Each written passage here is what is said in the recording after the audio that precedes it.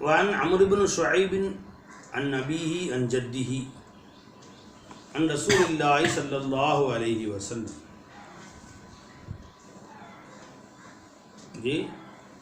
அம்ர் இப்னு ஷுஐப் ரலியல்லாஹு தஆலா அவர்கள் அறிவிக்கிறார்கள், அவருடைய தந்தையார், அவங்க தந்தையார் யாருங்க? அம்ர் இப்னு ஷுஐப் தந்தையார் யாரு? அன் அபீஹி. அப்போ யாரும் அன் ஜத்து யாரு? அவங்க பாட்டனார். அவர்கள் அம்ர் இப்னு ஷுஐப் ரலியல்லாஹு அவர்கள் தனது தந்தையாரிடம் இருந்தும், அவர்கள் ஷுஐப் ரலியல்லாஹு இருந்தும், அவர்கள் தனது தந்தையாரிடமிருந்து, அவங்க யார்? அம்ர் இப்னு அப்துல்லாஹ் இப்னு அம்ர் இப்னு ஆஸ் ரலியல்லாஹு அன் ஜத்திஹி, அவங்களுடைய பாட்டனார், அவரிடமிருந்தும் அறிவிக்கிறார்கள். அன் ரசூலில்லாஹி ஸல்லல்லாஹு அலைஹி வஸல்லம், அவர்கள் ரசூல் ஸல்லல்லாஹு அலைஹி வஸல்லம் அவரிடமிருந்தும் அறிவிக்கிறார்கள். கால, சொன்னார்கள், ஹஸ்லதானி, இரண்டு தன்மைகள், மன் கானதா ஃபீஹி, அந்த ரெண்டு தன்மைகளும் யாரிடத்திலே இருக்கிறதோ, கதபஹுல்லாஹு ஷாக்கிரன் சாபிரன், அல்லாஹ் ஜல்ல ஷானுஹு தஆலா அவர்களை நன்றி உள்ளவராகவும் பொறுமையாளராகவும் அல்லாஹ் தஆலா அவரை ஆக்கிவிடுகிறார். அன் ஜத்திஹி, அது பார்க்கிறார். ஹஸ்லத்தானின் அர்த்தம் இரண்டு தன்மைகள். மன் கானதா ஃபீஹி, அந்த ரெண்டு தன்மைகளும் யாரிடத்தில் இருந்ததோ, கதபஹுல்லாஹு ஷாக்கிரன் சாபிரன், அல்லாஹ் தஆலா அவரை நன்றி செலுத்தக்கூடியவராகவும் பொறுமையாளராகவும் அல்லாஹ் தஆலா ஆக்கிவிடுகிறான்.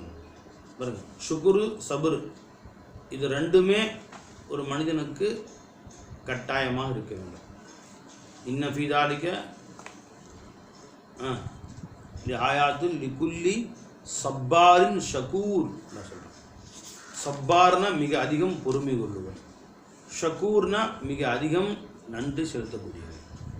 அப்போ பார்த்தா ஒன்றுக்கொன்று முரண்பட்டதாக தெரியுது இல்லையா? ஒருத்தன் சாபிர்னா யாருங்க? சோதனைக்கு மேல் சோதனைக்கு ஆளாகி பொறுமையாக கொள்கிறானே, அவனுக்கு பேர் யாருங்க?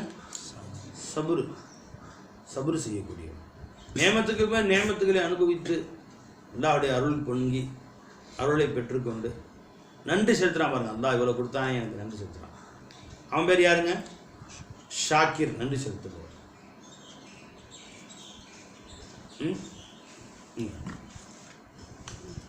அதான் சொன்னாங்க, அம்ரு அல்லாமா சொல்கிறாங்க.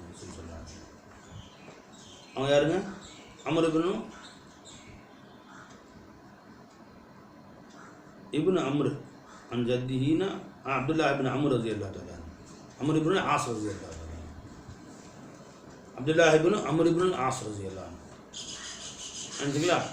இப்போ பாருங்கள், ஒருத்தர் ஷாக்கிர்னா யாருங்க? அல்லாஹ்வுக்கு நன்றி செலுத்துபவன். நன்றி எப்போ செலுத்துவான் ஒரு மனுஷன்? அல்லாஹ்வுக்கு அல்லாஹ் அளப்பரிய நியாமத்துக்களை அருளை கொட்டும்போது நன்றி செலுத்துவோம்.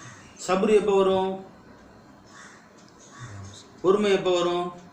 சோதனைகள் வரும்பொழுது சபுர், சோதனை வரும்போது சபுர் வரும், பொறுமை வரும். ஒரே நேரத்தில் சாபிராகவும் ஷாக்கிராகவும் இருக்க முடியுமா? ஒருத்தன் சபுரும் செய்யணும் ஷுக்குரும் செய்யணும் ஒரே டைம். எப்படி செய்வீங்க?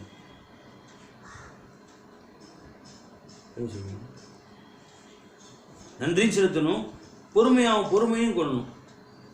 அவன் நினைப்போம், ஏதோ ஒரு வலி வந்துச்சு, வேதனை வந்துச்சு, ஒரு கஷ்டம் வந்துச்சு, பொறுமை. காசு பணம் வந்துச்சு, ஷுக்குரு. அப்போ இது ஒரு நேரம், இதுக்கு ஒரு நேரம், அதுக்கு ஒரு நேரம். ஷுக்குருக்கு ஒரு டைம் இருக்குது, சபுருக்கு ஒரு டைம் இருக்குது. அல்லாஹ் எதுவும் கொடுத்தால் ஷுக்குரு, சோதனைகள் வந்தால் சபுரு. அல்லது இது அசாபத்தும் முசீபத்தும் காலு இன்னா லில்லாஹி வ இன்னா இலைஹி ராஜிஊன். அப்புறம் உலாயிக அலைஹிம் ஸலவாத்து மின் ரப்பிஹிம் வ ரஹ்மா. நினச்சிக்கலாம், அல்லாஹ் தஆலா சில நேரங்களில் நன்மை கொடுக்குறான், சில நேரங்களில் தீமையை கொடுக்குறான். மனுஷனுக்கு மாற்றி மாற்றி எல்லாம் கொடுக்குறான். ஒரு நபுலுக்கும் பில் ஹைரி வ ஷர்ரி ஃபித்னா, மனிதனை ஹைரை கொண்டும் சோதிப்போம், ஷர்ரை கொண்டும் சோதிப்போம்.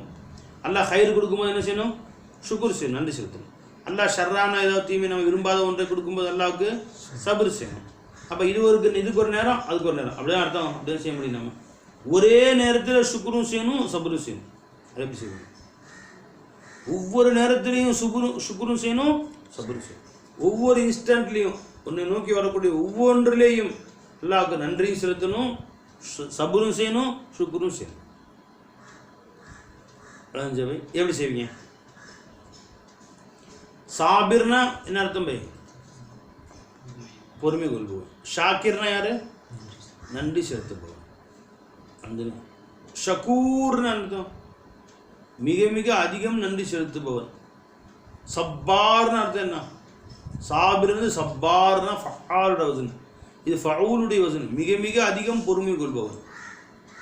அப்போ இந்த ரெண்டு பேரும் ரெண்டு குணமும் ஒருத்தருடைய இன்ன ஃபிதாலிக்க லாயாத்தில் லிகுல்லி சப்பாரின் ஷக்கூர். சபுரும் மிக அதிகம் செய்வான், சுக்குரும் ரொம்ப அதிகமாக செய்வான். அப்படின்னு அர்த்தம் என்ன? ஒரு நாளைக்கே 100 சபுர் செய்வான். போன வருஷம் சபுர் செஞ்சீங்க, அப்போ அது முதல் வருஷம் சுக்குர் செஞ்சேன் அப்படின்னு அவன் சப்பாரி ஷக்கூரா? ஒரு நாளைக்கு 100 சுக்குர் செய்வான், ஒரு நாளைக்கு 100 சபுர் செய்வான். அது எப்படி ஒரு நாளைக்கு 100 சபுர் செய்கிறது? எறும்பு கடிச்சா அடிக்கடி அடிச்சு அடிபட்டுச்சு, கை மண்டையில் அடிபட்டுச்சு சபுர். ஒரு நாளைக்கு 100 தடவை மண்டையில் முட்டிக்கிட்டு சபுர் செய்கிறதா? எப்படி செய்யணும்? ஏதாவது ஒரு பேனா பென்சில் ஹதியாக கொடுத்தாங்க, சுக்குர் செய்யலாம், ஜஸாக்கல்லா அல்லாஹ் தான் கொடுத்தாங்க. ஒரு நாளைக்கு 100 சுக்குர், இப்படி 100 பேரை பேனா கொடுப்பானோ? இது எப்படி? இந்த பை அப்போ அல்லாஹ் தஆலா ஒரு நாளைக்கு பல 100 செய்யலாம். நிறைய சுக்குர் செஞ்சால் என்ன ஆயிடலாம்? சுக்குர் கம்மியாக செஞ்சால் ஷாக்கிர், ரொம்ப சுக்குர் செஞ்சால் ஷக்கூர். சபுர் கொஞ்சமாக செஞ்சால் அவர் பேர் என்னங்க? சாபிர். சபுர் ரொம்ப அதிகமாக செஞ்சால் அவர் பேர் யாருங்க? சப்பார் ஆயிடுறாரு அவர். ரெண்டு ஆசையாக இருக்கா இல்லையா? அதுதான் இந்த ஹதீஸில் பெருமானா ஸல்லல்லாஹு அலைஹி வஸல்லம் அவர்கள் வழி சொல்கிறாங்க. எப்படி சப்பார் ஆகிறது, ஷக்கூர் ஆகிறது. கதபஹுல்லாஹ், அல்லாஹ் அவரை எழுதுகிறான். ஷாக்கிரன் சாபிரன், ஷுக்குர் செய்யக்கூடியவராகவும் சபுர் செய்யக்கூடியவராகவும் அல்லாஹ் தஆலா ஆகுகிறார். ஒரே பாயிண்ட்ல ரெண்டுமே வந்துடும். எப்படி? மன் நலர ஃபி தீனிஹி, ஒருவன் தன் தீன் விஷயத்திலே பார்க்கிறான். இலா மன் ஹுவ ஃபௌகஹு, தனக்கு மேலே உள்ள ஒருவரை பார்க்கிறான். ஃபக்ததா பிஹி, அவரை பின்பற்றுகிறான். வ நலர ஃபி துன்யாஹு, துனியாவிலே தான் அவன் பார்க்கிறான். இலா மன் ஹுவ தூனஹு, தனக்கு கீழே உள்ளவரை பார்க்கிறான். ஹமீத் அல்லாஹ், அல்லாஹுக்கு நன்றி செலுத்துகிறான். அலாமா ஃபல்லலஹுல்லாஹு அலைஹி, அல்லாஹ் தாலா அவருக்கு இவ்வளவு சிறப்பளித்திருக்கிறானே, அவரை விட மேலாக நமக்கு இன்னவெல்லாம் கொடுத்திருக்கிறானே என்று அல்லாஹுக்கு நன்றி செலுத்துகிறான். கதபஹுல்லாஹு ஷாக்கிரன் சாபிரன், அல்லாஹு தாலா அவரை ஷாக்கிராகவும் சாபிராகவும் அல்லாஹு தாலா ஆக்கி கொள்கிறான். எனவே என்ன ஷாக்கிர், என்ன சாபிர், என்ன ஷக்குர் செஞ்சார், என்ன சபுர் செஞ்சார்? கதபஹுல்லாஹு ஷாக்கிரன் சாபிரன். இங்கே ஷுக்குர் என்ன செய்தார், சபுர் என்ன செய்தார்? அவர் சொல்லுங்க. என்ன ஷுக்குர் செஞ்சார், என்ன சபுர் செஞ்சார் பை? சொல்லுங்க பை. துனியாவுடைய விஷயத்தில் இவருக்கு அல்லாஹ் ஜல்ல ஷானஹு தஆலா மாத சம்பளம் ஒரு 10,000 ரூபாய் கொடுக்குறார். கீழே பார்க்குறார், இவர் கீழே வேலை செய்கிறவங்க இவர் 4,000 5,000 சம்பளத்தில் வேலை செய்கிறாங்க. அல்ஹம்துலில்லாஹ், அதான் எனக்கு 10,000 கொடுத்தாங்க, அல்ஹம்துலில்லாஹ் மாஷா அல்லாஹ் அப்படின்னு சொல்லி அல்லாஹ்வுக்கு நன்றி செலுத்துகிறார். அல்லாஹ்வுக்கு நன்றி செலுத்துகிறார். இவர் என்ன ஆயிடுறார்? இவர் ஷாக்கிர் ஆயிடுறார், அல்லாஹ்வுக்கு நன்றி செலுத்தக்கூடியவராக ஆயிடுறார். சபுர் எப்படி? மார்க்க விஷயத்தில் இவருக்கு அல்லாஹ் ஜல்ல ஷானஹு தஆலா தொழுகக்கூடிய பாக்கியம் கொடுத்துருக்கான். இவரை விட தஹஜ்ஜுத்லாம் தொழுகிறார் ஒருத்தர், அவரை பார்க்குறார். இந்த மாதிரி நாம் வரணுமே, இந்த மாதிரி நாம் இல்லையே, நமக்கு இவ்வளோ தானே கொடுப்பேனே, இவரோட அதிகமாக ஜக்காத்து கொடுக்குற ஒருத்தர், நமக்கு அந்த மாதிரி இல்லையேன்னு ஆசை வருது. அல்ஹம்துலில்லாஹ், நம்ம இன்னும் அது மாதிரி செய்யணும் அப்படின்னு ஆசையும் வருது. உள்ளதை கொண்டு சபுரும் செஞ்சுக்கிறார். ஒரு சாபிராகவும் ஆயிடுறார். சுப்ஹானல்லாஹ். சுக்குரை கொண்டு சபுர் கிடைக்கும், சபுரை கொண்டு சுக்குர் கிடைக்கும். சுக்குரை கொண்டு சபுர் உண்டாகும், சபுரை கொண்டு சுக்குர் உண்டாகும். ஒரே நேரத்தில் சாபிராகவும் இருக்குவார், ஒரே நேரத்தில் ஷாக்கிராகவும் இருப்பார். சபுரை கொண்டு எப்படி சுக்குர் உண்டாகும், சுக்குரை கொண்டு எப்படி சபுர் உண்டாகும்? இப்போ 10,000 ரூபா சம்பளம், இவங்க மனைவி சொல்கிறாங்க, என்ன போய் 10,000 சம்பளம் வாங்கிட்டு இருக்கீங்க, பக்கத்து வீட்டுக்காரன் பாருங்க 20,000 வாங்குறான், நம்ம வறுமையில் வண்டி ஓட்ட வேண்டியிருக்கு, அவன் பிள்ளைங்கள்லாம் கான்வெண்ட்டில் படிக்க வைக்கிறாங்க, எல்லாம் அப்படியே காரில் போகிறானுங்க, காரில் வர்றானுங்க. நாம் பேக்காராக உட்காந்துருக்கோம். நம்ம காரே இல்லை நம்மள்கிட்ட. ஓட்ட தகர டப்பா ஆட்டோவில் தான் போகிறோம் நம்மளாம். சே நம்ம வாழ்க்கையெல்லாம் ஒரு வாழ்க்கையா அப்படின்னு. இப்போ மனசில் வந்து 10,000 ரூபாய் சின்னது அப்படின்னு காட்டப்படுது இவருக்கு. அவங்க 20 வாங்குறாரு, அவர் 40 வாங்குறாரு, அவர் 1 லட்சம் சம்பளம் வாங்குறாரு வெளிநாட்டில். நாமெல்லாம் இன்னைக்கு கம்மியாக வாங்கிட்டு இருக்கோம்னு காட்டப்படுது. புரிஞ்சுங்களா? அப்போ இவரிடத்தில் அவர்களெல்லாம் மிகைப்படுத்தி காட்டப்படுகிற பொழுது சபுர் செய்கிறார். வந்து அல்லாஹ் எனக்கு கொடுத்தது போதுமானது, மாஷா அல்லாஹ், அல்லாஹ் எனக்கு 10,000 கொடுத்தா போதும், மேல் கொண்டு ஆசைப்படாமல் அல்லாஹ் கொடுத்தது கொண்டு பொருந்திக்கிறார். இந்த சபுரை எப்படி உண்டாக்குறது? 10,000 கொண்டு எப்படி பொருந்தி கொள்ளுவான் மனுஷன்? அல்லாஹ் கொண்டு சுக்குரை கொண்டு பொருந்தி கொள்வான். எப்படி சுக்குர் செய்யணும்? இவரை விட கீழே உள்ளவரை பாரு, என்ன அழகா சொன்னாங்க பாருங்க. ஒரே நேரத்தில் சாபிராகவும் ஷாக்கிராவும் ஆக்கிட்டாங்க. அப்போ எல்லாரும் சொல்லும்போது மனசுக்கு வருத்தம் வருது. அல்ஹம்துலில்லாஹ், இதோட எத்தனை பேர் கஷ்டப்படுறாங்க. அல்ஹம்துலில்லாஹ், அல்லாஹ் எனக்கு அது போதுங்க. ஏதோ நிம்மதியாக அர்த்தம் பிச்சை எடுக்காமல் 10,000 சம்பளம் வருமானம் கொடுத்தானே, எவ்வளோ பேர் நியமத்து இது சாதாரணமா? நேற்று ஒரு மனிதர் வந்தார், வசதியான மனிதர். மதரசாவுக்கு வந்து அன்பளிப்பு நிறைய கொடுத்துட்டு, அரிசிலாம் கொடுத்துட்டு, பணம்லாம் நிறைய செலுத்திட்டு போனார். வந்தார், கணக்கு பிள்ளை இருந்தார், காசை கொடுத்துக்கிட்டு அவர் போயிட்டே இருக்கலாம் இல்லையா? நான் வெளியில் இருந்தேன், உங்களை பார்க்கணும்னு சொல்கிறாங்க ஒருத்தர் சொல்லி விட்டார். நான் வெளியே இருந்தேன். சரி நான் பார்க்கணும்னு சொல்கிறாங்களேன்னு வந்தேன். சார் வந்து அல்லாஹ் தான் என்னை கூப்பிட்டுருக்கான் போல தெரியுது, நீ வந்து அவரை பாரு அப்படின்னு. வந்து மனிதனுடைய அவருடைய எந்த உறுப்புமே நேராக இல்லை. நிற்கும் போது நீங்கள் பார்த்தீங்களா அவரை? இந்த இன்னும் பார்த்தாங்க, அவருடைய எந்த உறுப்புமே நேராக இல்லவே. உட்காந்துருக்கார் சேரில் அப்படின்னு சொன்னால் முதுகு வளைஞ்சிருக்குது, இப்படி தலை இப்படி வளைஞ்சிருக்கு, இப்படி தான் பேசுகிறார் நம்மகிட்ட. தலை வளைஞ்சிருக்கு, கை இப்படி வளைஞ்சிருக்கு, விரல் இப்படி வளைஞ்சிருக்கு, எதுவுமே நேராக இல்லை. இந்த கை இப்படி வளைஞ்சிருக்கு, இந்த கை இப்படி வளைஞ்சிருக்கு ஒரு பக்கம், இந்த கை இப்படி வளைஞ்சிருக்கு, கால் ஒரு பக்கம் கோணிக்கிட்டு இருக்கு. உள்ளே வாங்கன்னு கூப்பிட்டேன். இப்படி கஷ்டப்படுறாரு, நடக்கவே முடியல. அந்த கால் வந்து கால் பாதம் கூட நேரம், அது ஒரு பக்கம் கோணிச்சிக்கிட்டு இருக்கு. அதோடு எடுத்து கஷ்டப்பட்டு உள்ளே வர்றாரு. நான் கையை பிடிக்கலான்னு போனேன், என்ன யாரும் பிடிக்க வேணாம் அப்படின்ட்டு. யாரும் வேற பிள்ளைங்க பிடிக்க மாட்டீங்க, யாரும் பிடிக்க வேணாம், நானே நடந்து வந்துடுவேன். ஏன் பிடிக்க வேணாம்னு சொன்னாருங்கிறது அசராறு பின்னாடி தெரியுது. அவர் யார் பிடிச்சாலும் அவங்க கீழே விழுந்துருவாங்க பிடிக்கிறவங்க. ஏன்னா ஒருத்தர் நேராக நிற்கிறாரு, ஒரு கையை பிடிச்சி கூட்டிகிட்டு போகலாம், அப்படி இல்லை. அவர் எல்லாமே கோணையாக தான் இருக்குது. இடுப்பும் கோணையாக இருக்குது, முதுகும் கோணையாக இருக்குது. அப்படி ஒரு ஸ்டெப்பு வச்சாருன்னா இப்படி ஒரு காலை எடுத்து வச்சு இங்கிட்டு ஒரு அடி, இங்கிட்டு ஒரு அடி, கையை இப்படி காலை இப்படி ஒரு அடி, கையை ஒரு அடி அடிச்சுட்டு தான் அடுத்த ஸ்டெப் வைக்கிறாரு. அப்புறம் திரும்ப அடுத்த ஸ்டெப்புக்கு இப்படி ஒரு திரும்பி ஒரு ஆட்டு, இப்படி கை இப்படி ஆட்டு, முதுகு இந்த பக்கம் போய் தான் அடுத்த ஸ்டெப்பு. ஒவ்வொரு ஸ்டெப்புக்கும் அவருக்கு 3 ஆள் நடக்கக்கூடிய இடம் தேவைப்படுது. ஏன்னா இங்கிட்டு ஒரு இடி, இங்கிட்டு ஒரு இடி இடித்து கையை இப்படி கொண்டு போய் காலை இப்படி கொண்டு வந்து தான் எங்கே போய் பிடிப்பேன், எந்த கை பிடிப்பார் போய், யாரும் என்னை கிட்ட வராதீங்க, நானே நடந்துக்கிறேன் அப்படின்னு உள்ளே வந்து அவரே நடந்து போய் கடைசியில் ஆட்டோவில் ஏறி போனார். அவர் வசதி வாய்ப்பெல்லாம் இருக்குது, எல்லாம் கொடுத்துருக்குறான் அப்படின்னு சொன்னார். உட்காந்து பேசிகிட்டு இருக்கும்போது உயர்ந்த விஷயங்கள் பேசுகிறார் அழகான முறையில். கொஞ்சம் கூட அதை பற்றி தன் மனசில் அல்லா தாலா இப்படி என்ன இருக்கிறான்னு எந்த கவலையுமே இல்லை. அதை பற்றி எந்த விதமான சந்தோஷம் எதுவும் இல்லை. இந்த மாதம் நான் ரொம்ப செய்யணும்னு ஆசைப்பட்றேன். இந்த மாதம் அவருடைய பேங்க் அக்கௌண்ட் டீட்டெயில்ஸ் கொடுங்க அப்படின்னு நண்பர்களுக்கும் அறிமுகப்படுத்துகிறேன். நிறைய செய்யணும் மாசாவுக்கு அப்படின்னு அவராக சொல்கிறார். கூட பேங்க் டீட்டெயில்ஸ்லாம் எழுதி வாங்கிட்டு போயிட்டார். என்ன சொல்கிறது? இப்போ அவர் வந்து அல்லாஹ் தனக்கு இந்த நிலையில் வைத்திருக்கிறானே என்று அவர் ஒரு வகையில் பார்த்தால் அல்லாஹ்வுக்கு சபுரும் செய்கிறார். சபுருடனே அல்லாஹ் இந்த நிலையில் நினைச்சுக்கலாம். தெருவில் நடந்து போடணுமா, எனக்கு ஒரு காரு ஆட்டோ வண்டி வாகனம் கொடுத்து கூட்டி போகிறானே, அந்தளவுக்கு காசு பணம் கொடுத்தானே அல்ல எனக்கு, அதுக்கு அவர் நன்றி செலுத்துறார். அதை பார்த்ததோட மனசில் எல்லாம் போடுச்சு நமக்கு. என்ன துனியாவில் நீ அது வேணும் இது வேணும் ஆசைப்படுற, இதை விட வேறு என்ன வேணும்? குழந்தை பருவத்திலேருந்து இதே கதி தான். என்ன நீ அல்லாட்ட பெருசாக எதிர்பார்க்குற? அல்லாஹு அக்பர் கபீரா. இப்போ இதெல்லாம் பார்த்தா கல்புல என்ன அல்லாஹ்வுக்கு சுக்ரும் வரும். நம்மளே ஒரு குறை வந்து அந்த குறை வந்து பெருசாக தெரியாமல் சபுராக இருக்கு. கழுத்து 2 நாளாக வலி, இப்படி சரியாக திரும்ப முடியல சார் அப்படின்னு. வா அவனை காட்டுறேன், அந்த ஆளை கூட்டி போய் இந்த மனிதர்களை பெரியவங்களை காட்டணும். உனக்கு ஒரு நாள் கழுத்து திருப்ப முடியல வருத்தப்பட்டுக்கிற பாரு அவங்கள. இப்போ அப்படி பார்க்கும் பொழுது இப்படி சபுரும் உண்டாயிரும், சுக்குரும் உண்டாயிரும். சபுரும் செய்வாங்க, அல்ஹம்துலில்லாஹ் யாரெல்லாம் இந்த கழுத்து வலி பெருசே இல்லை, ஒரு நாள் நான் 10 நாள் வச்சா எனக்கு பிரச்சனை இல்லை. அப்போ இந்த வலி சின்னதாக போயிடுச்சு பார்த்தீங்களா? அப்போ சபுரு உண்டாயிருச்சு. ரெண்டாவது என்ன, சுக்குரும் உண்டாயிருச்சு. என்ன அல்ஹம்துலில்லாஹ், இந்த மாதிரி அல்லாஹ் என்ன இல்லாமல் ஆக்கிட்டாங்க. அப்போ என்ன அழகா பெருமான வழி சொல்லி தராங்க பாருங்க. ஒரே நேரத்தில் நம்மளுடைய சாபிரீன்களாகவும் ஷாக்கிரீன்களாகவும்.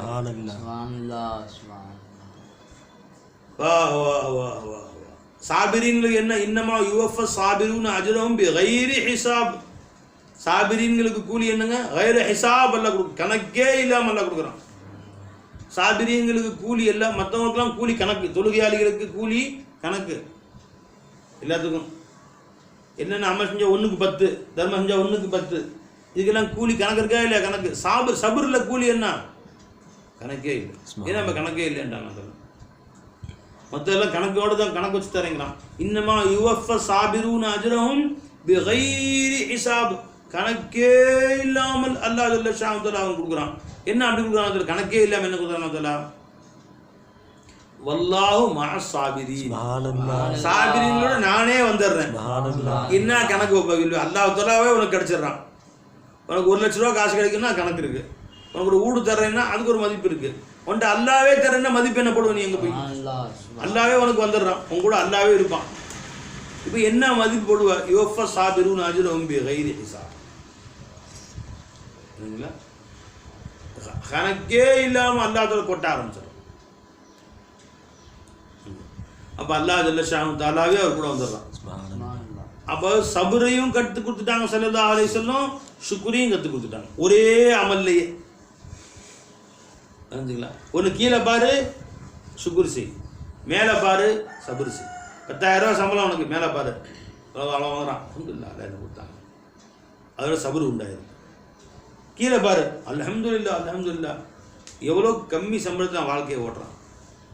தீனில் மேலே பாரு, துனியாவில் கீழே பாரு. நீ ரெண்டுக்கும் நடுவில் நெல்லு. உலகத்தில் எல்லாமே சபுருக்கும் சுக்குருக்கும் ஆளானவர்களாக தான் இருக்கிறாங்க. யாருமே இன்திஹாயி மேலேயும் கிடையாது, இன்திஹாயி கீழே, உச்சகட்டமான மேலேயும் யாரும் கிடையாது, உச்சகட்டமான கீழேயும் கிடையாது. உச்சகட்டமான மேலே அல்லாஹ் தான் இருக்கிறான். அல்லாஹ் தான் உச்சகட்டமான மேலே இருக்கான். உச்சகட்டமான மேலே அல்லாஹ் தவிர யாருமே கிடையாது. போய் புரிஞ்சுங்களா?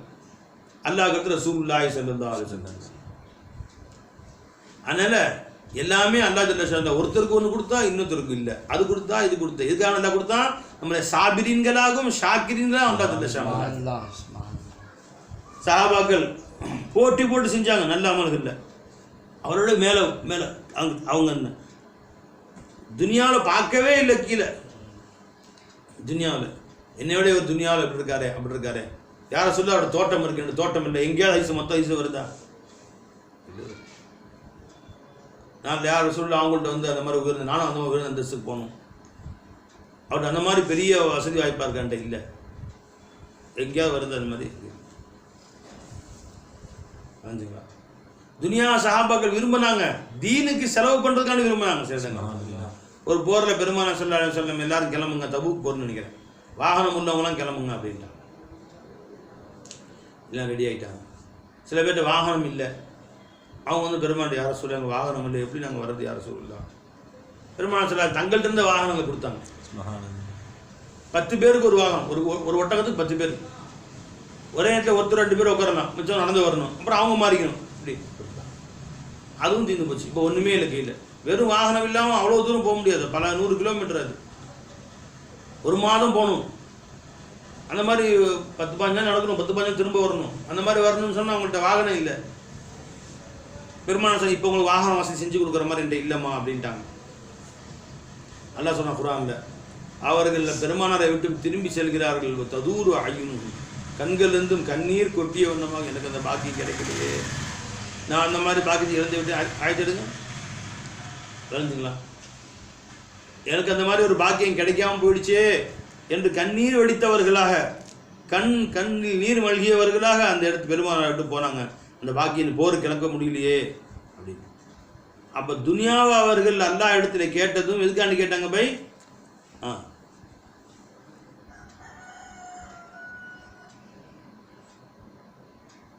இல்லை இது இல்லை, வேலை இல்லை.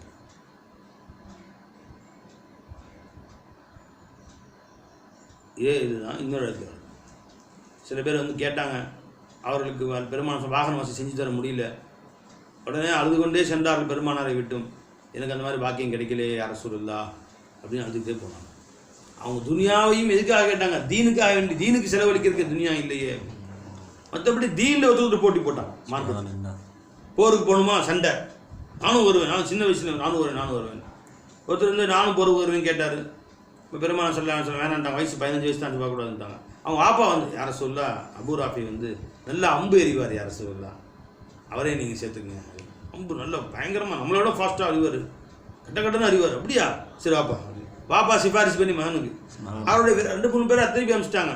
அவருடைய ஃப்ரெண்ட் ஒருத்தர் இருந்தார். உங்கள் அப்பா சிபாரிசு பண்ணி எடுத்தாலும் நானும் வரேன் பாட்டு அவர் சொல்லி யாரும் சொல்ல அவரை மட்டும் சேர்த்துக்கிட்டீங்க, நானும் தான் வருவேன் போருக்கு அப்படின்னு. அவங்க அப்பா அம்பு எறிவாங்க.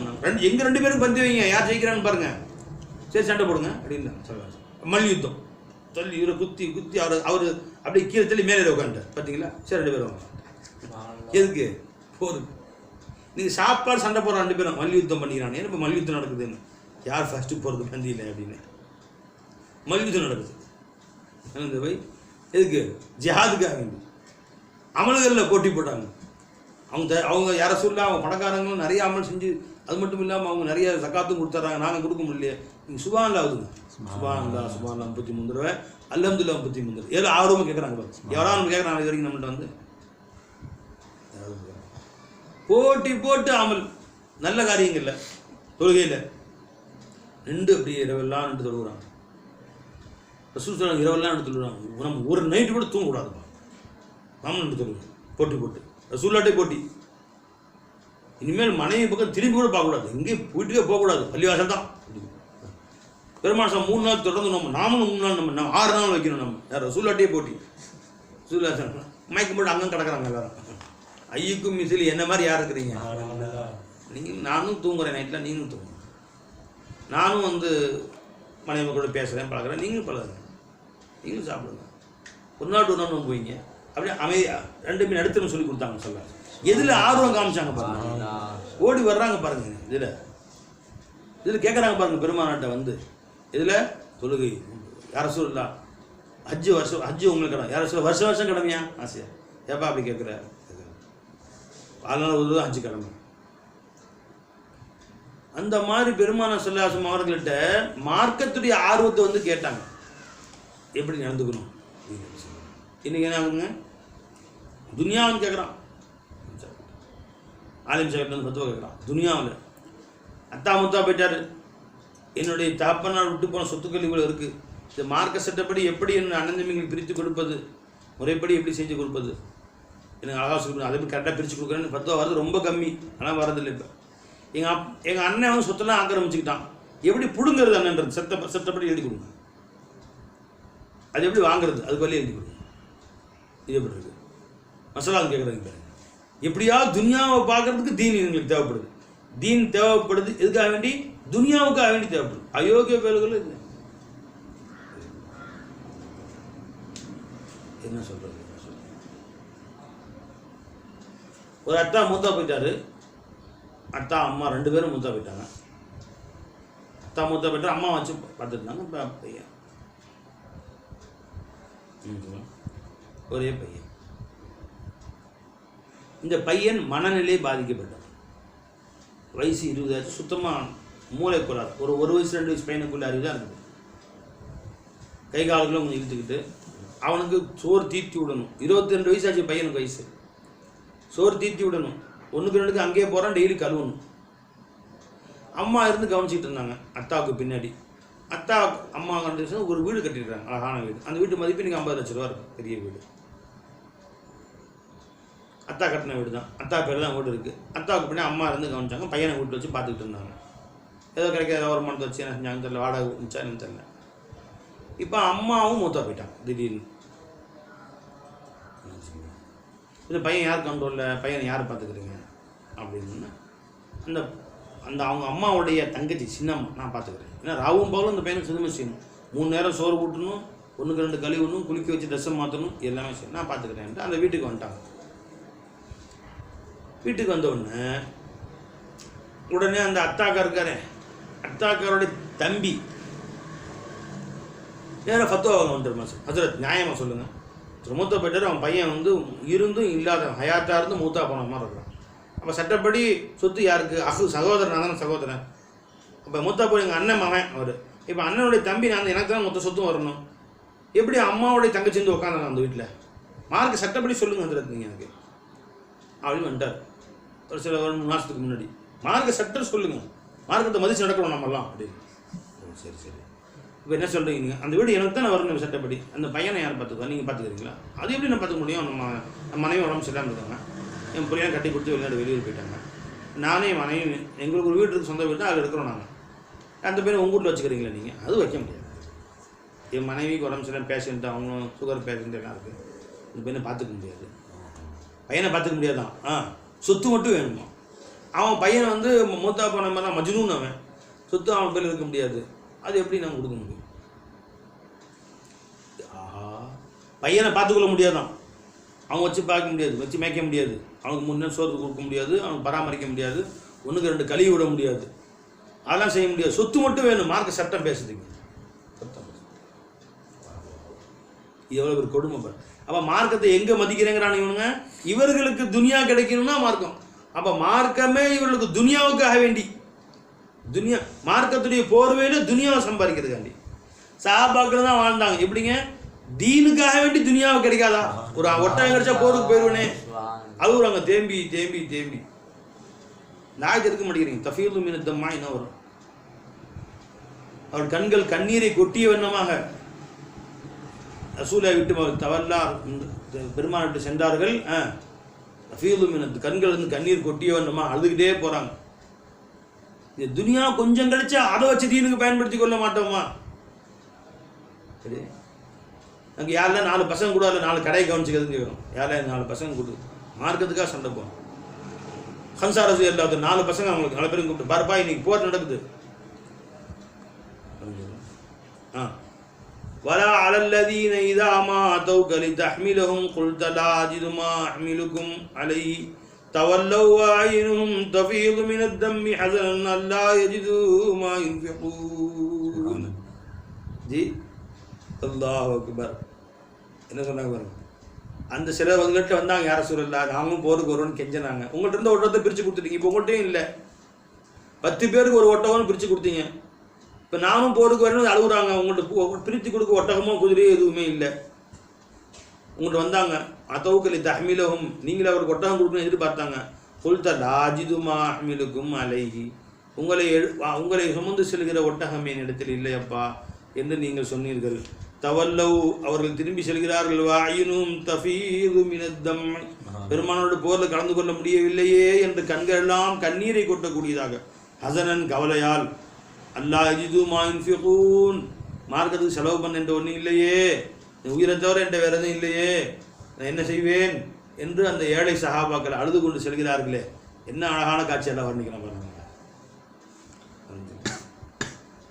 எல்லாத்தையும் வச்சுக்கிட்டு மார்க்கு செலவழிக்காமல் உட்காந்துருக்க ஒரு பக்கம்.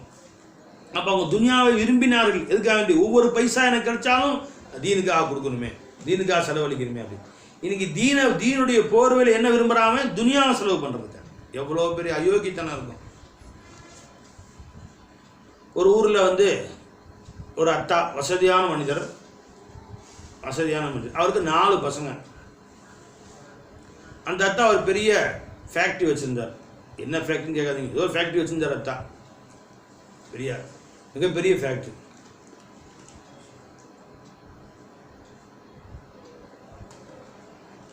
அரிசி ஆலை. அந்த அரிசி ஆலையில் சம்பாரிச்சார். மூத்த பசங்க 2 பசங்களையும் கூட வச்சுக்கிட்டார். இப்போ அரிசி ஆலை சம்பாரிச்சு 4 பசங்களுக்கு 4 அரிசி ஆலையை வைக்கணும்னு அவருக்கு ஆசை. அந்த அரிசி ஆலை சம்பாதிச்ச காசெல்லாம் வீட்டு செலவுக்கு பண்ணிக்கிறார். பிள்ளைங்க கட்டி கொடுத்தார், படிக்க வச்சார். பொம்பளை பிள்ளைங்க கட்டி கொடுத்தார், ஆம்பளை பிள்ளைங்களை படிக்க வச்சார், எல்லாம் செஞ்சார். 2 பசங்களையும் மூத்த பசங்க 2 பேரையும் கூட வச்சுக்கிட்டாரு. சின்ன பசங்களை படிக்க வச்சார், மூத்த பசங்களையும் படிக்க வச்சார்.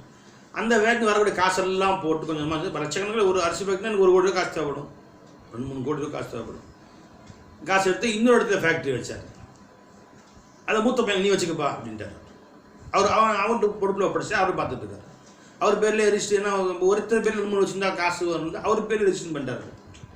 ஆளுக்கு ஒரு ஃபேக்ட்ரி வச்சு கொடுக்கலான்ற எண்ணத்தில் முதல்ல ஒரு ஃபேக்ட்ரி. இப்போ அடுத்த மறுபடியும் சம்பாரிச்சு இன்னொரு ஃபேக்ட்ரி வச்சு 2வது பையன் பேரில் ரெஜிஸ்டர் பண்ணி கொடுத்தார். அதை நடத்திட்டு இருக்கிறான். இப்போ 3வது சம்பாரிச்சு 3வது பையன் மேலே வச்சு கொடுத்துட்டு இந்த 4வது ஃபேக்ட்ரியை வந்து 4வது பையனுக்கு வச்சுக்கணும்னு ஒரு 4 பேருக்கு 4 பசங்களுக்கு 4 ஃபேக்ட்ரி. பொண்ணுங்களுக்காக நல்லா 100 200 பவுன் நகை போட்டு கட்டி கொடுத்துட்டார். ஆனந்துங்களா 4 பசங்களுக்கு 4 ஃபேக்ட்ரி வச்சு கொடுக்கணும். 2 ஃபேக்ட்ரி கட்டி கொடுத்து முதல் பையனுக்கு எழுதி கொடுத்தாரு, 2வது பையனுக்கு எழுதி கொடுத்தாரு, 3வது ஃபேக்ட்ரி நடந்துக்கிட்டு இருக்கு. அத்தா மூத்தா போயிட்டார், உடம்பு சரியில்லாம் திடீர்னு. இப்போ சட்டப்படி என்ன செஞ்சுருக்கணும், இந்த 3 ஃபேக்ட்ரியும் ஓட்டி அதுலேருந்து வரக்கூடிய சம்பாத்தியம் எடுத்து 3யுமே எடுத்து 4வது இன்னொரு ஃபேக்ட்ரி வச்சு அதை 3வது பையனுக்கு கொடுத்துட்டு, அதாவது 4வது பையனுக்கு கொடுத்துட்டு இதை 3வது பையனுக்கு 4 பேர் 4 ஃபேக்ட்ரின்னு சொன்னால் அது நியாயம், மார்க்க சட்டம். ஏன்னா அப்படி தானே அத்தாவுடைய ஆசை தானே, இவங்க தான் கோடிக்கெல்லாம் சம்பாரிச்சதாக தானே. மூத்த பையன் இது என் ஃபேக்ட்ரி தர முடியாதுதான், மாதத்துக்கு 5 லட்சம் வருமானம், 5 லட்சம். 2வது பையன் அது என் ஃபேக்ட்ரி நான் தர மாட்டேன், எங்கள் அத்தா எனக்கு கொடுத்தது, நான் சம்பாதிச்ச காசுல எனக்கு அத்தா கொடுத்தது. கடையில் வேலை செஞ்சேன்ல, நான் 25 வருஷம் எங்கள் அத்தா கடையில் அந்த ஃபேக்ட்ரியில் வேலை செஞ்சேன், அதுக்காக கூலியை எடுத்து கமிஷனாக அத்தா எனக்கு போட்டு அந்த கமிஷனில் வச்சு கொடுத்தாரு. இப்போ அதே 25 வருஷம் இந்த 2 பசங்களும் அதே ஃபேக்ட்ரி வேலை செஞ்சுருக்காங்க, இவங்களுக்கு ஒன்றும் இல்லை. முடிஞ்சுங்களா? இப்போ இந்த அத்தா வந்து அதை மூத்த பையனுக்கு எழுதி வச்சிட்டாரு, ஒரு 50 கோடி 20 கோடி, 2வது பையனுக்கு 20 கோடி, அப்போ ஒரு 5 கோடின்னு வையேன். இப்போ இந்த ஒரு ஃபேக்ட்ரி இருக்குது, 4 தங்கச்சிங்களும் இன்னும் பெரிய 100 பவுன் போட்டு பெருசாக கட்டி கொடுத்து ஏதாவது ஹோவர்னு வாழ்ந்துருக்குறாங்க. இந்த 2 பசங்க இந்த ஃபேக்ட்ரியில் வேலை செஞ்சுருக்காங்க. இவங்களுக்கு சொந்தமாக ஃபேக்ட்ரியும் இல்லை, சொந்தமாக வீடும் இல்லை. அவங்களுக்கு சொந்தமாக வீடும் கட்டியாச்சு, ஃபேக்ட்ரி வந்துருச்சு. சொல்லுங்களா? இப்போ நியாயம் என்ன செய்யணும், அதே 3 ஃபேக்ட்ரியும் சேர்த்து சம்பாரித்து 3 ஃபேக்ட்ரி வரக்கூடிய லாபங்களையும் எடுத்து 4வது ஃபேக்ட்ரி வச்சு அதை ஒரு பையனுக்கு கொடுத்துட்டு இந்த ஃபேக்ட்ரி ஒரு பையனுக்கு கொடுக்கணும். நியாயம் தானே? அத்தா மூத்தா போகணுன்னு இந்த ஃபேக்ட்ரி நிப்பாட்டாங்க. ஏன்னா அத்தா மூத்தா போகணும், இப்போ ஃபேக்ட்ரி அத்தா பேரில் ஓடணும், கையெழுத்து போடுறது யார்? இப்போ 4 பேரில் ஒருத்தர் பேரில் மாற்றணும். இப்போ இந்த 2 ஃபேக்ட்ரி இந்த 2 பசங்களுக்காவது பிரித்து கொடுக்கணும் சட்டப்படி. அதுவும் செய்ய மாட்டோம், 4 பேரில் தான் உள்ளது, அது கையெழுத்து போட மாட்டேங்கிறாங்க. இப்போ மசாலா கேட்ட பஞ்சாயத்து கேட்ட வர்றாங்க, மூத்த அண்ணன் வந்து ஹசரத் நியாயப்படி அத்தா மூத்தா போயிட்டால் சொத்து என்ன செய்யணும்? 4 பசங்க 4 பொம்பளை பிள்ளைங்க என்ன செய்யணும்? பொண்ணுங்களுக்கு 1 பங்கு, ஆணுக்கு 2 பங்கு. அப்போ 4 பங்கு 8 நாளும் 12 பங்காக போடணும். இப்போ இந்த ஃபேக்ட்ரி 12 கோடி விற்றுச்சு சொன்னால் ஆளுக்கு 1 கோடி, அவ்வளோ போகாது, ஒரு 3 கோடி ரூபாய்க்கு போகும். ஒரு 3 கோடி ரூபாய்க்கு போகும். 3 கோடி 12ஆக பிரிச்சு வந்துங்களா, ஒருத்தருக்கு 25 லட்ச ரூபா வரும், ஒரு ஆளுக்கு 25 லட்சம். அப்போ என் சின்ன தம்பிக்கு 25 லட்சம், 3வது தம்பிக்கு 20 லட்சம், 4வது தம்பிக்கு 2 லட்சம், மிச்சத்தெல்லாம் நாங்கள் பிரிச்சுக்கலாம். அதான் நியாயம், மார்க்க சட்டப்படி அதான் நியாயம். இதெல்லாம் மறைச்சிட்டு இத்தனையும் நினச்சிக்கிட்டு எங்கள் அத்தா விட்டு போன சொத்து, எங்கள் அத்தா பேரில் இருக்கிற சொத்து, அந்த ஃபேக்ட்ரி அதெல்லாம் எங்கள் பேரில் உள்ள சொத்து என்ன பண்ணலாம். இப்போ இந்த பசங்களுக்கு வீடும் இல்லை, வாசலும் இல்லை, அம்போன்னு தெருவில் இது 25 லட்ச ரூபா வேணும் நாக்கை வச்சுட்டு போகணும். அவன் இங்கே பேங்க்கில் போட்டு திங்கணும், அவன் கடையில் வேலை செஞ்சு மாதம் 4000 சம்பளம் வாங்கி அவன் குறைக்கணும். இவனுங்க மாதம் 4 லட்சத்தில் இவனுக்கு கார்லேயே சுற்றணும். மார்க்க சட்டம் என்னங்க சார் கேட்குறாங்க கிட்ட. நான் சொன்னேன் மார்க்க சட்டம்லாம் கிடையாதுங்க. 4 தங்கச்சி 100 பவுன் போட்டு உங்களுக்கு வீட்டெலாம் கொடுத்து கட்டி கொடுத்து 4 பேர் செட்டில் ஆகிட்டாங்க. ஆச்சுங்களா? அத்தா செட்டில் ஆக்கிட்டாரு, முடிஞ்சு போச்சு. ஒரு பைசா இந்த கத்தவங்க கேட்கக்கூடாதவங்க. இப்போ மரியாதையாக சொந்த ஃபேக்ட்ரி நடத்தி ஒன்றும் அந்த ஃபேக்ட்ரின்னு காசை எடு, அப்படி தரவனுக்கு மனசுலேயே சாவு வச்சுக்கிட்டு இந்த ஒரு ஃபேக்ட்ரி 4 பேரும் சேர்ந்து நடத்தி அதில் இன்னொரு ஃபேக்ட்ரி வச்சு அவனுக்கு கொடுத்து மிச்சம் 2 பேரையும் கொடுத்தா தான் அவங்க அத்தாவுடைய அமைதி அடையும். இல்லையா அது ஒரு வாழ முடியாது நீ அதில் அப்படின்னு சொல்லிட்டு ஷரியத்துப்படி பேசணும். அதற்குதான் இது ஷரியத்தான். இருக்கிற ஒரு ஃபேக்ட்ரியை விற்று அவனுக்கு ஒவ்வொரு ஃபேக்ட்ரியும் 5-5 கோடிக்கு பிடிச்சிட்டானுங்க, எல்லாம் கொள்ளையடிச்சிட்டானுங்க. இப்போ இந்த ஒரு ஃபேக்ட்ரியை விற்று அதை 8 பேருக்கும் பங்கு வைக்கணும். என்ன மார்க்க சட்டம் சொல்கிறாங்க? ஷரியத்துப்படி பேசுங்க சார். ஷரியத் எதுக்கு வருது? இவனுக்கு கொள்ளையடிக்கிறதுக்கு வருது. ஷரியத் சட்டத்தை வைப்ப அந்த 3 ஃபேக்ட்ரியும் சேர்த்து விற்றுரு. உன் ஃபேக்ட்ரி விற்று அந்த 3 ஃபேக்ட்ரி விற்று அதை 8 பேருக்கு பிரி உருவியா நீ. அது எனக்கு செட்டில் ஆயிடுச்சு. மொத்தம் இப்போ வரைக்கும் ஹயாத்தாத விட்டுருவார். அப்படி உனக்கு இப்படி கொள்ளை அடிக்கிற பாருங்க, 4 பேரும் ஒரு வயசுல பிறந்தவனுங்க. அப்போ எந்த அளவுக்கு இவனுங்க அயோக்கியத்தனம் பண்ணுறானுங்க நினைஞ்சுங்களா? கொள்ளை அடிக்கிறதுக்கும் உலகத்தை சுருட்டுறதுக்கு எவ்வளோ காலம் சுருட்டி சாப்பிடுவேன். நீயும் சாவோ, அந்த ஃபேக்ட்ரியும் அழிஞ்சு போகும், அதுலேயும் இடி விழுகும், அந்த ஃபேக்ட்ரி கவனிச்சுக்கிறவனும் சயன்ஸ் ஆகும். அயோக்கிய போய் வயிறு எரியில கேட்டால் கேட்குற நமக்கே வயிறு எரியுது. ஒரு ஃபேக்ட்ரியில் ஒரு மாதத்துக்கு 5 லட்சம் வருமானம். இவன் ஒரு கடையில் வேலை செஞ்சுக்கிட்டு மாதம் 4000, அதை வச்சு இவனும் முஞ்சாதி பிள்ளைங்க, அவன் முஞ்சாதி பிள்ளைங்க, வீட்டில் 4 காரு, கோடீஸ்வரன்லாம் வாழ்கிறாங்க. இது எப்படி இது என்ன நியாயம்? இது இந்த ஃபேக்ட்ரி வித்தரணும், இது அத்தா பேரில் இருக்கான், அதெல்லாம் அவங்க பேரில் இருக்கான். இப்போ ஷரியத்து பேசுகிறாங்க உங்களுக்கு, ஷரியத் இதுக்கு பேர ஷரியத், இது கொள்ளையடிக்கிறதுக்கு பேர ஷரியத். அப்போ இவன் ஷரியத்து தீன் தீன் என்று பேசுவதும் துனியாவை சம்பாதிக்கிறதுக்கான ஷரியத்து பேசுகிறான், ஷரியத்து பேசுகிறான். எதுக்கு சரி சஹாபாக்கள் துனியாவையே தீனுக்காக வேண்டிய எதிர்பார்த்தாங்க. சரிவாங்க, இந்த நிகழ்ச்சி நினைச்சாலே வயிறு எரியுது, அதுக்காக சொல்கிறேன். அப்போது பெருமானா சொன்னாங்க ஸல்லல்லாஹு அலைஹி வஸல்லம், துனியாவில் ஒன்றை விட கீழே பாரு, என்னத்தையே சுட்டி கொண்டு போயிருவ நீ. அந்த பையனை வாழ வச்சு அவனுக்கு ஒரு ஃபேக்ட்ரி ரெண்டு, நான் எப்படி அந்த ஃபேக்ட்ரி நீயே சேர்ந்து 4 பேர் நடத்தி 3 ஃபேக்ட்ரியிலேருந்து எடுத்து ஒரு தம்பிக்கு விட்டு 4 பேர் 4 ஃபேக்ட்ரியும் சேர்ந்து விடணும். துனியாவை பார்த்து அல்லாஹ் சந்தோஷப்பட மாட்டாங்க. நீ நல்லா சாப்பிடணும், அவன் கஷ்டப்படணுமா? அதில் விடுங்க. அப்போ ஒரு காலம் இருந்தது, தீனில் எந்த அளவு போட்டி போடலாம், ஒரு பைசா கூட வந்துடக்கூடாதுன்னு போட்டி போட்டாங்க. வருது இல்லையா சுலைமான் சரித்திரத்தில், சுலைமான் சரித்திரத்தில் ஒரு ஆள் நிலத்தை வித்துட்டார். இவர் வந்து அவருக்கு வித்துட்டார், அப்துல் காதர் வந்து அப்துல் சத்தாருக்கு வித்துட்டார் நிலத்தை. அவர் போய் விவசாயம் பண்ணலான்னு பார்த்தா உள்ள ஒரு தங்க கட்டி இருக்கு. நம்மளால அப்படியே அமுத்து மேலே படுத்துக்கோ, ஏன்னோ உள்ள ஏறு விட்டு நோண்டனா ஒரு ஒரு பாத்திரம் தொடர்ந்து ஒரு தங்க கட்டியாக இருக்குது. அந்த காலத்தில் புதையல் பேங்க்லாம் இல்லாத காலத்தில் காசு பணத்தெலாம் சேர்த்து வச்சு காணா போயிருந்து எங்கேயாவது நினைச்சு இடத்த போச்சு வச்சுருவாங்க. போச்சு வச்சவங்க இவங்க மட்டும் ஞாபகம் வச்சுக்குவாங்க. அவர் மூத்தா போய்ட்டுனா யாரும் எடுக்க முடியாது. அது யாரும் சொல்லி மகன்கிட்ட மனைவிட்டு சொல்லி வச்சுருவாங்க, இங்கே வச்சுருக்கேன் நான் மூத்தா போய்ட்டு எடுத்துக்கோ அப்படின்னு சொல்லி. பிற்காலத்தில் உதவும் அப்படின்னு சேர்த்து வைப்பாங்க. அதுதான் அவங்களுக்கு வந்து பொக்கிஷம், இந்த மரத்து கீழே போச்சிருக்கேன் அப்படின்னு. சில நேரங்களில் திடீர்னு மூத்தா போயிடுவோம், மனைவியும் சேர்த்து மூத்தா போயிடுவாங்க. கேட்க அடுத்தவங்க அந்த அப்படி கிடக்கும், யாருக்காவது கிடைக்கும். அந்த மாதிரி நிறைய நடக்கும் அந்த காலத்தில். புதையல் அப்படின்னு சொல்லுவாங்க. பார்த்தா புதையல் இருக்கு உள்ள, திறந்து பார்த்தா ஒரு மண் சட்டியோ செம்பு சட்டி, அதுக்குள்ளே தங்க காசாக இருக்கும். நம்ம என்ன செய்வோம், அப்படியே படுத்துக்குவோம் மேலே. யாரும் வர்றாங்களா, ஏன்னா படுத்து கிடக்குறீங்க, வயலில் படுத்து கிடக்குறீங்க, சும்மா வெயிலுக்கு காற்று வாங்க, நீ போயிட்டே இருக்கு. போயிட்டானா மண்ணள்ளி போட்டு மூடு, நடுஜாமத்தில் அவங்க முன்னாடி அருவாத்துட்டு 2 காசாக அடி நிறைய எடுத்துடாத. எப்படி அதை மறைக்கணுமோ அதை பார்க்கணும்.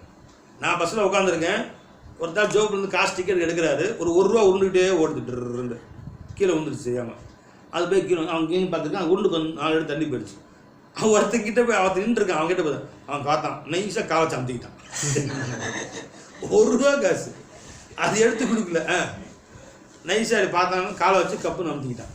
சரி என்ன தான் செய்கிறான்னு பார்க்கலாம் அப்படின்னு பொறுமையாக உட்காந்துருக்கு. அவன் தேட்டு விட்டான், காசு எங்கே போச்சுன்னு சொல்லிட்டு. அப்புறம் கீழே காலை சொரிகிற மாதிரி குனிஞ்சு அந்த காசை எடுத்து ஜோப்பில் போட்டான். 1 ரூபா காசு. நான் பஸ்ஸில் உட்காந்துருக்கேன், ஒரு ஆள் வந்து நான் ஒன்றும் சொல்லிக்கல, இதில் போய் சண்டை போட்டுக்கிட்டே எதுக்கு போய், சார் உன்னுடைய 1 ரூபா காசு நான் ஆட்டையை போட்டான் அப்படின்னு அவன்கிட்ட சொல்ல மஞ்சுங்களா. உடனே அவன் ஜோபை செக் பண்ண 10 1 ரூபாய்க்கு அது 1 ரூபா காசு இருக்கும், அடையாளம் தலை வச்சுருக்காங்க, நான் எப்படி சார் எடுத்தேன், ஏன்டா எனக்கு கிளப்பிடுறேன் அப்படின்னு அவன் சொல்ல. நம்ம எதுக்கு வம்பு, இப்படியே போய் தொலைன்னு விட்டாச்சு. அரைஞ்சிங்களா உட்காந்துருக்குறேன். அங்கே முன்னாடி ஒரு பையில் வந்து கத்திரிக்காய், அது உருளைக்கிழங்கு நீளமாக இருக்குவேன், முருங்கைக்காய் நிற்கிது. அரைஞ்சிங்களா அது முன்னாடி உட்காந்துருக்கிறவர் தன் சைடில் வச்சுருக்காரு, நான் முருங்கை இங்கே நின்றுட்டு இருக்கு, நான் பார்த்துருக்கேன். அதுக்கு பின்னாடி உட்காந்து பொம்பளை வருது, நீ பார்க்குறா, யாரும் பார்க்குறாங்களா, யாரும் பார்க்குறா, நைஸாக அப்படி சொல்லிடுற மாதிரி சொல்லி ஒரு முருங்கை அப்படி நைஸாக ஒரு முருங்கை உருவு இப்படி மேலே வருது.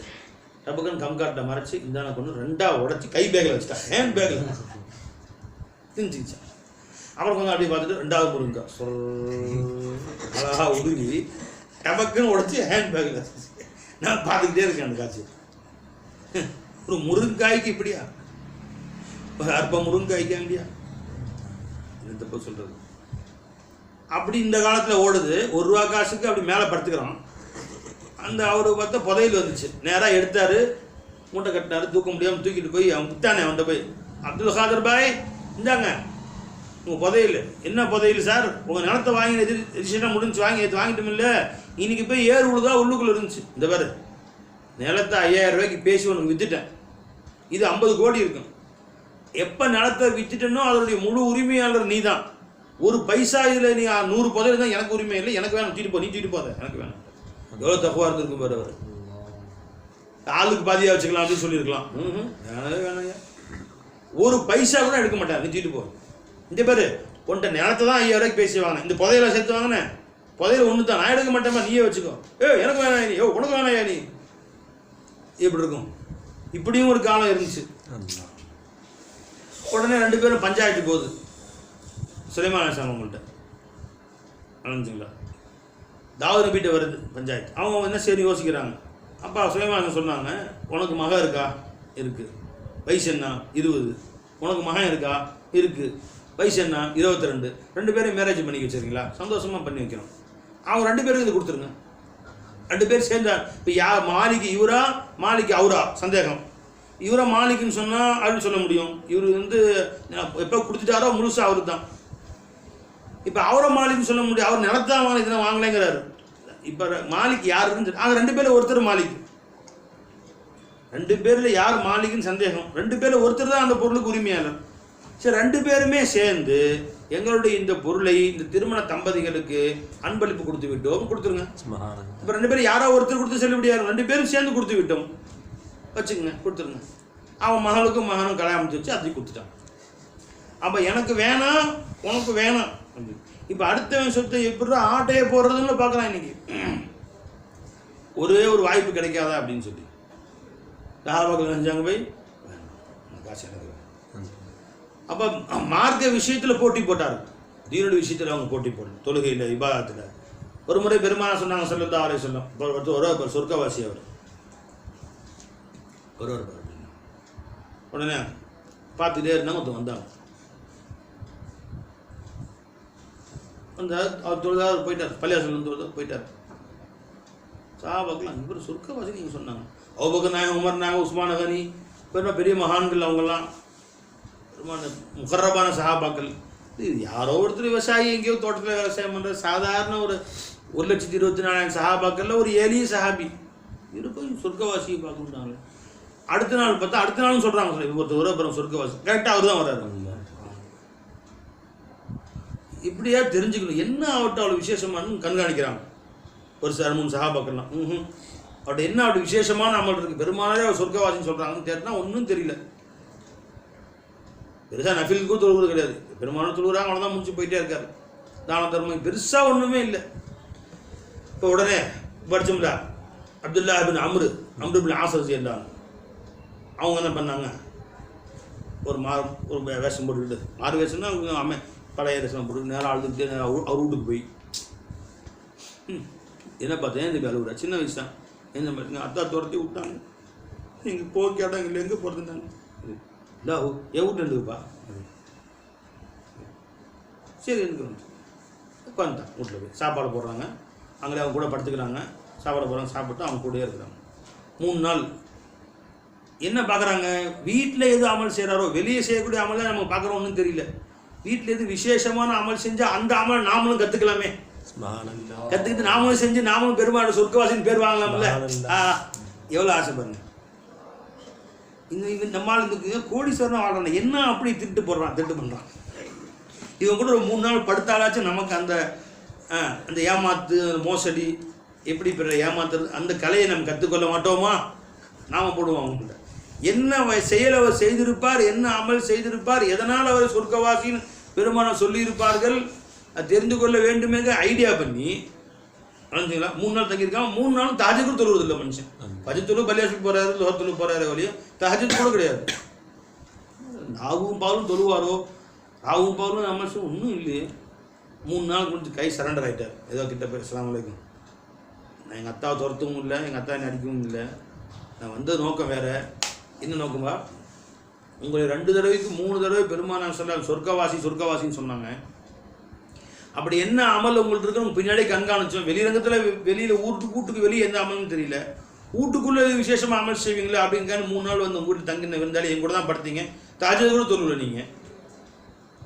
அப்படின்னா என்ன தான் அமல் எங்களுக்கு ஒன்றும் விளங்கலை, நீங்களே சொல்லிடுங்க, இப்போ சரண்டர் ஆகிட்டோம் நாங்கள் அப்படின்ட்டாங்க. அப்போ சொன்னாங்க அவங்க, என்கிட்ட எதுவும் அமல் இல்லைப்பா, ஆனால் ஒன்று, யாராவது புதுசாக ஒரு முஸ்லீம் ஆகிட்டாருனா, இஸ்லாத்தில் வந்துட்டாருனா, என்னவோ எனக்கு உலகத்தில் எதை கொடுத்தாலும் அவ்வளோ ஆனந்தம் வராது, அவ்வளோ ஆனந்தம் வருது. ஒரு முஸ்லீமாக நண்பருக்கு ஒரு நன்மை கிடைச்சி போச்சுன்னு சொன்னான், அவருக்கு எதாவது கிடைச்சி போச்சு, அவருக்கு ஒரு கல்யாணம் முடிக்கிறாரு, ஒரு சந்தோஷமாக இருக்காரு, அவருக்கு பிள்ளை பிரிஞ்சு, பிறருக்கு ஒரு நன்மை கிடைச்சா அந்த எனக்கு பேர் ஆனந்தம் உண்டாக்குறாங்க. என்னமோ எனக்கே பல மடங்கு கிடைச்ச மாதிரி அதுதான் அது எங்கள்கிட்டலாம் கிடையாதுன்ட்டாங்க. அது மாதிரி ஒன்று வர்றது கஷ்டம். அந்த ஒரு குணத்தினால்தான் அல்லாஹ் அவன் சொர்க்கவாசின்னு சொன்னான். பெருமான் அப்படி சொன்னாங்க. யாருக்காவது எதுவும் கிடைத்தால் பேரானந்தப்படுவது, சந்தோஷப்படுவது, மகிழ்ச்சி அடைவது. நம்ம பக்கத்தில் பைக் வாங்கிட்டேன்னு சொன்னா, பைக் வாங்கிட்டேன்னு சொன்னா அல்ஹம்துலில்லாஹ் வாங்கிட்டியாடா சைத்தான் பைக்கால வாங்கிட்ட. எனக்கு சைக்கிள் கிடையாது, எனக்கு சைக்கிள் கிடையாது ஓட்டுறதுக்கு, நடந்து போயிட்டு இருக்கிறேன். பைக் வாங்கிட்டியா? அவன் அண்ணா பைக் வாங்கியிருக்கேண்ணே, மாஷா அல்லா மாஷா அல்லா அல்ஹம்துலில்லாஹ் வரக்கத்து, நல்லா இருக்கு நல்லா இருக்கு, பறக்குது பறக்குது நல்லா இருக்கு, இல்லை ஓட்டு இங்கே போய் முட்டு.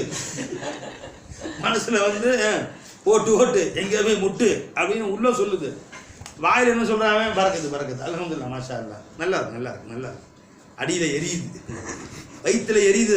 வாங்க வாங்க, உனக்கெல்லாம் ஒரு பைக்காடா, பைக் ஓட்டுற மூஞ்சியாடா இது இப்படிலாம் சொல்றாங்க. இந்த மூஞ்சிக்கு ஒரு பைக்கு நினைச்சிங்களா? இல்லை இல்லை எங்கள் மாமி ஓட்டு வாங்கி கொடுத்தாங்க. எங்கள் வீட்டில் கிடக்குது பாரு ஒன்று, எங்கள் மாமி ஓட்டு வாங்கி கொடுத்தாங்க. அந்த மாதிரி பொண்ணு உனக்கு அமைஞ்சிச்சியா? நம்ம பொண்ணு சொன்னால் சைக்கிள் வாங்கிட்டு வராது. பிள்ளைக்கு நட வண்டி நான் வாங்கி கொடுத்தேன், மாமி ஓட்டு வாங்கி கொடுத்தாங்க. வாக்கர் வண்டி அது நான் வாங்கி கொடுத்தேன் என் பிள்ளைக்கு. மாமி ஓட்டு வாங்கி கொடுத்தாங்க, அவனுக்கு பைக் வாங்கி கொடுக்குறான். அதெல்லாம் அதிர்ஷ்டம் அனுபவி சைத்தான் அப்படி மனசில் சொல்லிக்கிறானோ. இன்னொருத்தருக்கு நன்மை கிடைத்தால் தனக்கு கிடைத்தது போன்று பேர் ஆனந்தம், சொர்க்கவாசியுடைய அடையாளம். அந்த மாதிரி நமக்கு இருந்துச்சுன்னா நம்ம சொர்க்கவாசி தான். இப்போ எதில் போட்டி போகிறோம் எப்படியாவது தெரிஞ்சுக்கணும், நாமும் அந்த மாதிரி ஆகணும். அந்த மாதிரி தீனிலே உனக்கு மேலே உள்ளவர்களை பார்த்து போட்டி போடு, தெரிஞ்சுக்கோ, முன்னேறு வா என்று நாயகம் ஸல்லல்லாஹு அலைஹி வஸல்லம் எவ்வளோ ஒரு நமக்கு தூண்டி விடுறாங்க பாருங்க ஸல்லல்லாஹு அலைஹி வஸல்லம்.